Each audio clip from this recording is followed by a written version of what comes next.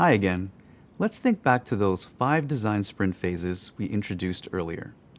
Understand, ideate, decide, prototype, and test.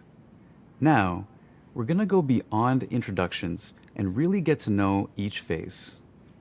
A traditional design sprint lasts 5 days, with each phase taking up to 1 full day. The whole process is super hands-on.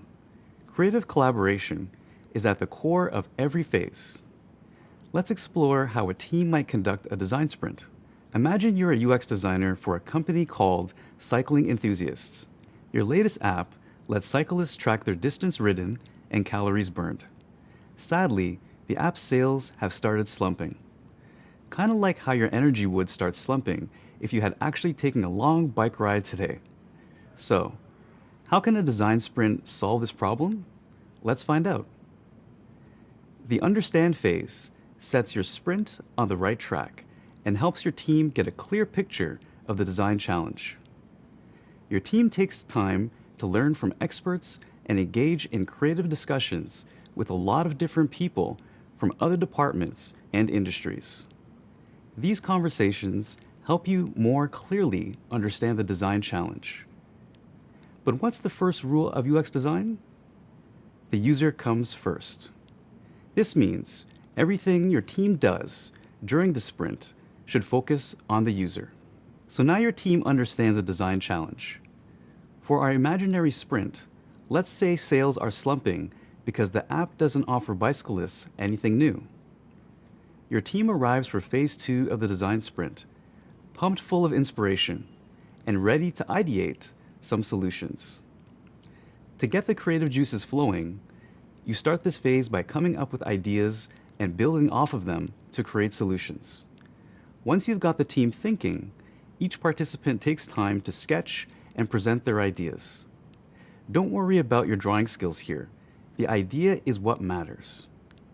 On top of all the ideating that happens in phase 2, you also need to start planning for user testing, which happens in phase 5 of the sprint. During user testing, you'll have a diverse group of people test your product and provide feedback. To be able to do this, you need to start recruiting users that fit your target profile now, so the sprint stays on schedule.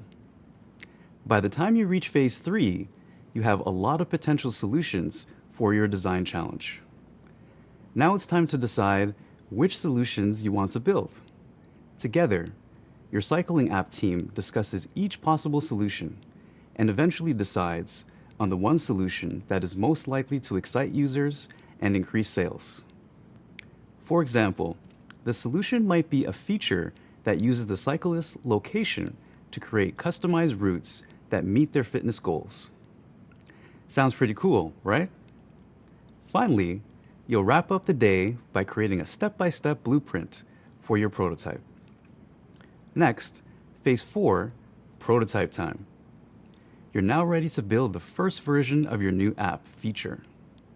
At the end of this phase, you don't need a finished product, just something realistic enough to test with users. By focusing only on what the user experiences on their screen, your team creates a working prototype of the new customized routes feature. Way to go!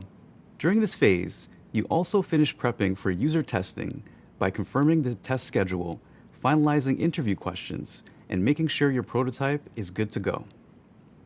All right, it's been a busy week, but you did it.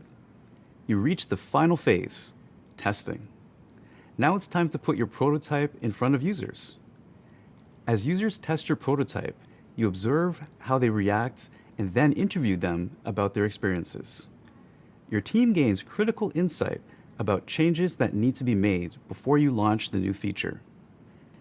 To recap, the 5 phases of design sprints are: understand the scope of the design challenge, ideate possible solutions, decide on the most viable solution, create a workable prototype, and finally, test that prototype with actual users.